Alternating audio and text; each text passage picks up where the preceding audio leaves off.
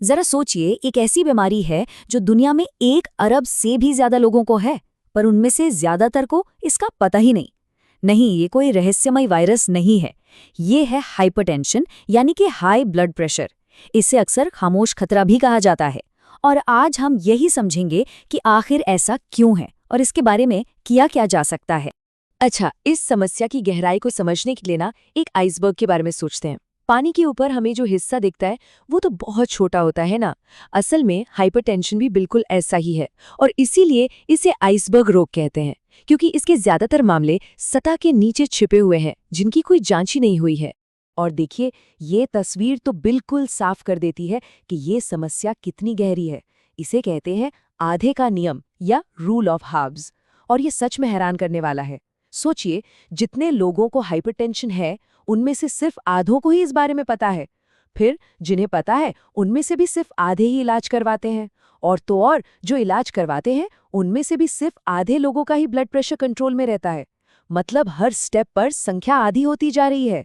ये दिखाता है कि हमारे हेल्थ केयर सिस्टम में कितनी बड़ी चुनौती है। और अब जरा आंकड़ों पर नजर डालते हैं, क्योंकि इसका पैमाना सच में चौंकाने वाला है। 2015 में ये अनुमान था कि करीब 1.13 अरब लोग हाइपरटेंशन के साथ जी रहे थे। अब इसे समझने के लिए सोचिए, ये संख्या पूरे अमेरिका और यूरोप की कुल आबादी को मिला दे उससे भी ज्यादा है। ये आंकड़ा वाकई इस खामोश महामारी की गंभीरता को सामने लाता है। तो ये हमें एक बहुत जरूरी सवाल पर ले आता है। आखिर ये है क्या चीज जो अरबों लोगों को प्रभावित कर रही है, पर फिर भी अक्सर नजर नहीं आती। चलिए, इसे समझने के लिए अब कुछ नंबरों की दुनिया में चलते हैं। हाँ, तो ब्लड प्रेशर सुनने में थोड़ा टेक्निकल लग सकता है ना, लेकिन असल में पूरी कहानी सिर्फ 2 नंबरों पर टिकी है। और ये दोनों नंबर हमें बताते हैं कि हमारी धमनियों यानी आर्टरीज के अंदर क्या चल रहा है। तो पहला नंबर, जिसे हम ऊपर वाला नंबर भी कहते हैं, वो है सिस्टोलिक प्रेशर। ये वो दबाव है जो तब बनता है जब दिल धड़कता है, मतलब जब वो खून को पंप करता है।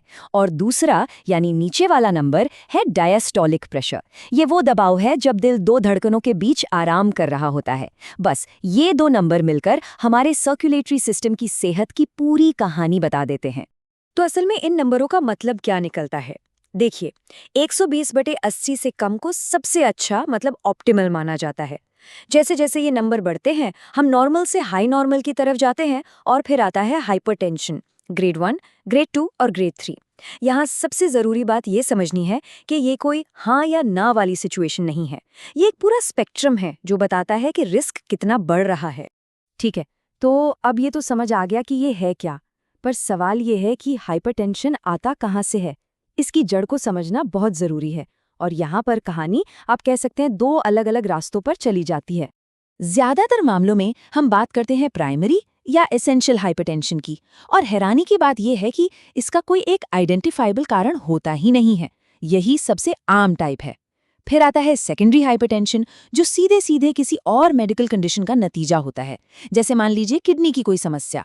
पर ऐसा सिर्फ 10% मामलों में ही होता है। और यही सबसे बड़ा आंकड़ा है, 90%। हाइपरटेंशन के 90% मामले एसेंशियल होते हैं।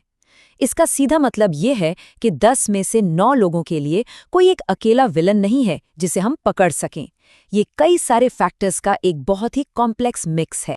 तो अगर कोई एक कारण नहीं है, तो फिर हमें रिस्क फैक्टर्स यानी जोखिम के कारकों के बारे में बात करनी होगी। और इन्हें समझने का सबसे अच्छा तरीका है कि इन्हें 2 ग्रुप्स में बांट लिया जाए। पहले वो जिन्हें हम बदल नहीं सकते, और दूसरे, और ये सबसे ज़रूरी है, वो जिन्हें हम बदल सकते हैं। तो पहले बात करते हैं उन चीज़ों की जो हमारे कंट्रोल से बाहर है, जैसे कि उम्र, क्योंकि ब्लड प्रेशर अक्सर समय के साथ बढ़ता है। जेंडर भी इसमें एक रोल निभाता है। जेनेटिक्स यानी परिवार का इतिहास, इसका भी बहुत बड़ा हाथ है। अगर परिवार में किसी को ये समस्या रही है तो रिस्क बढ़ जाता है। और हाँ, कुछ खास जातीय समूहों में भी इसकी संभावना ज्यादा होती है। अब इन फैक्टर्स को हम बदल तो नहीं सकते, लेकिन इनके बारे में जानना हमें ज्यादा सतर्क रहने में मदद जरूर करता है। और अब बात करते हैं उन फैक्टर्स की जिन्हें हम बदल सकते हैं, और यहीं पर असली ताकत हमारे हाथ में आती है। हम बात कर रहे हैं अपनी लाइफस्टाइल की, जैसे कि ज्यादा वजन, खाने में बहुत ज्यादा नमक और सैचुरेटेड फैट, ज्यादा शराब पीना, एक्सरसाइज की कमी, और यहाँ तक कि लंबा चलने वाला स्ट्रेस भी।